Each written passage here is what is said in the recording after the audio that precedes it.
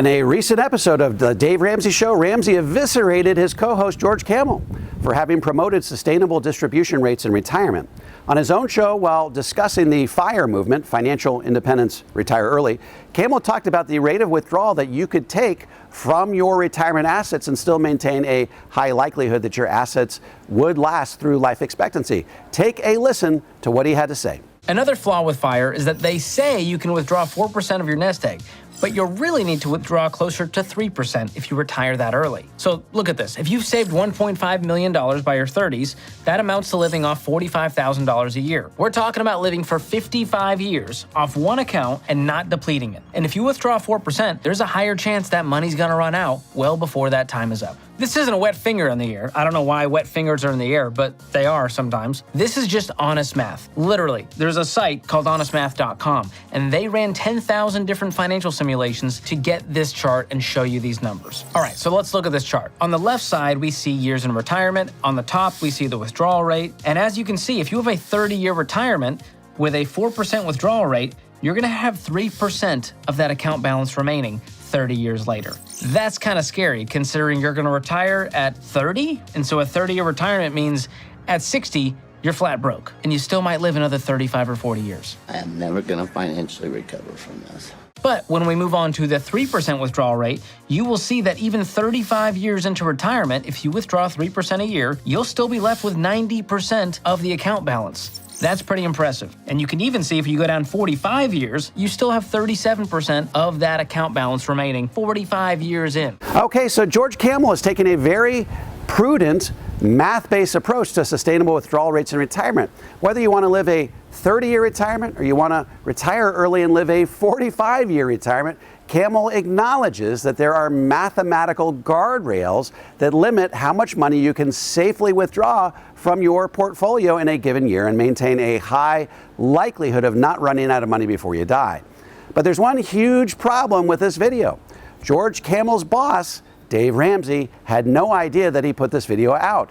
And this video is starkly at odds with the outrageously high withdrawal rate assumptions that Ramsey has discussed on his own show for the last 20 years. Let's take a listen to how Dave reacts live and on the air when he learns of Kamel's video. So my question today is I'm baby step 4, 5, and 6. I have about $120,000 saved for retirement. That's across my IRA, my Roth IRA, my wife's Roth IRA, and the 401k. How old are you? And I'm 30 years old. Good for you. Well done. Thank you. I feel, from what I've been running the numbers with, that I'm on the teetering edge of coasting financial independence, and I'm trying to best understand my plan with the end in mind, so how I'm going to turn that nest egg when I retire into income.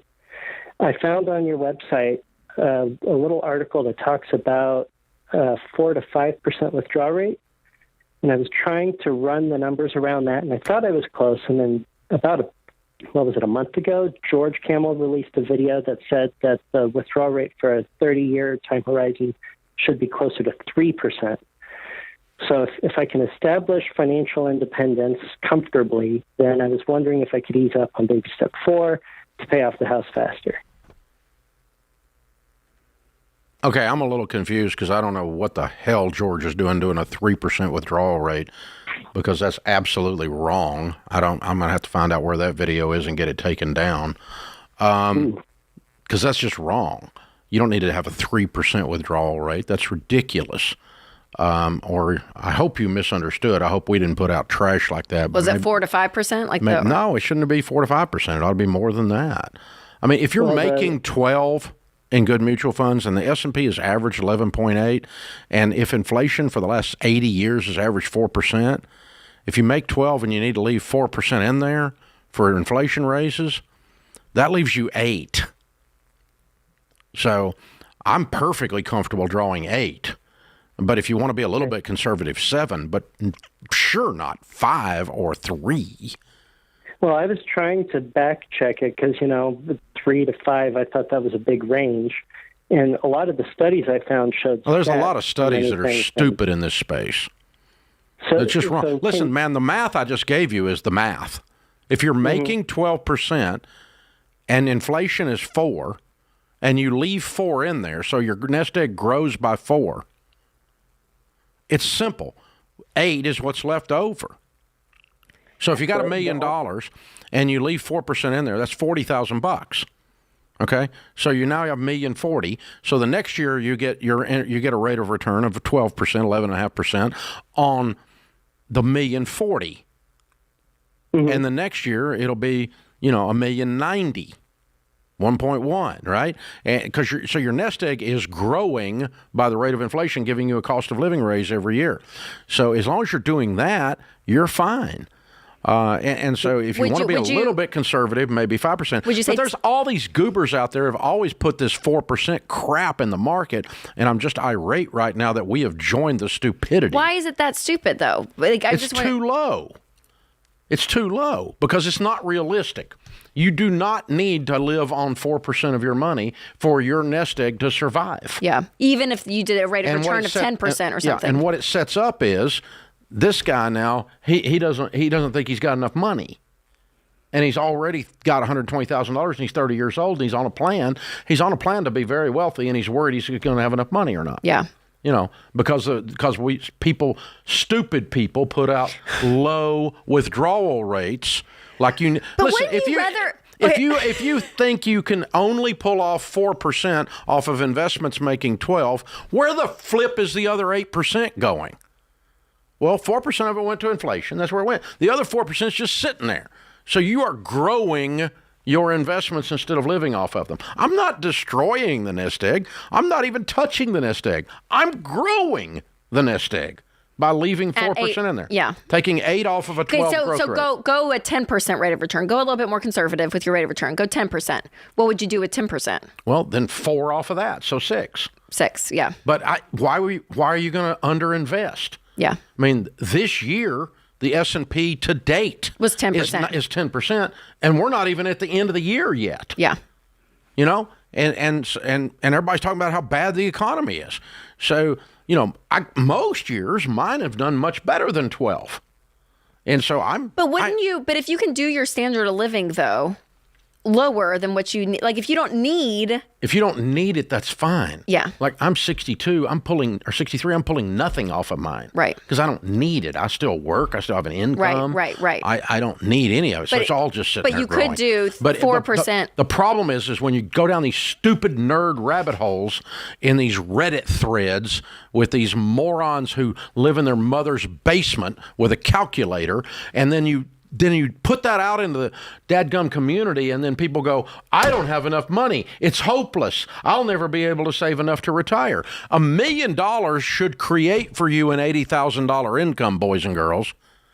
So you should, perpetually, like if forever, you should be able to pull $80,000 forever and never destroy it. Now and so when you tell people that $1 million creates a $40,000 income, you go, oh, I've got to have $2 million and I can't make that, then this system doesn't work. So what you're doing with this bogus math is you're stealing people's hope. That's why I'm pissed about it. Because it's hope stealing with super nerds that have never really done anything to start with. They don't have any investments. They just have theories. I've actually freaking got investments. My money is actually invested exactly the way I teach people to invest it. And I'm easily making 12% on my money. Easily.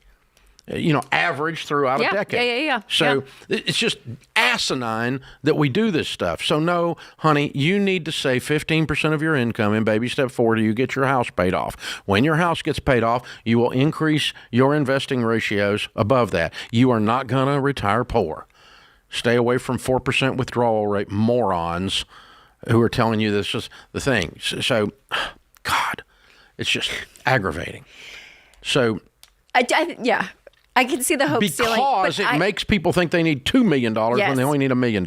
Yeah. Or it makes them think they need $8 million when they only need $4 million. Yeah. Okay, so what we see here are two starkly contrasting takes on sustainable distribution rates in retirement. You have George Kamel, who is relying on Monte Carlo simulations performed by our friends over at honestmath.com, in which they show that you can't take willy-nilly distributions in retirement and maintain a high likelihood of your money lasting through life expectancy. You have to confront the mathematical realities around taking income in an, at times, wildly volatile market. You have to reckon with sequence of return risk, which could force you to run out of money 15 to 20 years early if you experience a series of negative returns in the first decade of retirement. The fact is, even if you average 12% rates of return throughout retirement, you won't be getting 12% every single year. It might be 30% one year, negative 26% the next, then 14% the next. The 4% rule gives you peace of mind that regardless of the swings in the market, you'll have a reasonably high chance of not outliving your money. Ramsey's view on sustainable withdrawal rates in retirement simply chucks all this math and science out the window. If you're averaging 12% per year, you can expect to wake up January 1st every year with a 12% deposit in your investment account. If inflation is 4%, then you can take 8% out of your portfolio and never risk running out of money. How did he arrive at this number? Well, 12% minus 4% is 8%. Voila. If you have $1 million in your portfolio, that will lay 80,000 golden eggs each and every year like clockwork. And if you follow this course, you will never, ever run out of money, regardless of what the math nerds with calculators sleeping in their parents' basement have to say about it. Towards the end of this clip, we saw exactly why Dave Ramsey is so adamantly opposed to the 4% rule. Simply put, it robs people of hope. If you have to follow a 4% rule versus his 8% rule, you'll have to save twice as much money to reach your retirement goals. And the prospect of having to save twice as much to meet your goals may just be discouraging enough that it prevents a huge swath of America from ever moving off of square one and beginning their journey towards financial independence. Furthermore, Ramsey reinforces a pattern that we've seen in other videos and on other social media platforms where financial experts confront him on his unimaginably high retirement assumptions. When backed into a corner, he lashes out, calls them out of touch, uncreative, and incapable of thinking outside the box. They don't have as much money as Ramsey does, so how could they possibly opine on effective retirement planning strategy? Because Ramsey has millions of dollars, he has license to utilize planning assumptions that are wildly at odds with history and academic research. So I'm not sure how that staff meeting went the next day over at the Ramsey show, but I sure hope George Kamel made it out of there all in one piece, because frankly, he seems to be the only one on the show that embraces math and science when it comes to sustainable retirement planning principles. If you would like some help implementing a balanced, comprehensive approach to retirement planning that shields you from longevity risk and tax rate risk, head on over to davemcknight.com and click on the Connect with an Advisor button. I'm happy to refer you to an advisor in the Powers Your Network that has been trained, vetted, and qualified personally by me. And if you're a financial professional and want to learn how to become a certified Powers Your Advisor, head over to powersyour.com and opt into my free video series. And if you have any comments or questions, feel free to drop them into the comment section below. I'll respond to every single one of them personally. And don't forget to click like, subscribe, and the bell so you never miss a video. This is David McKnight. I look forward to seeing you on the next video.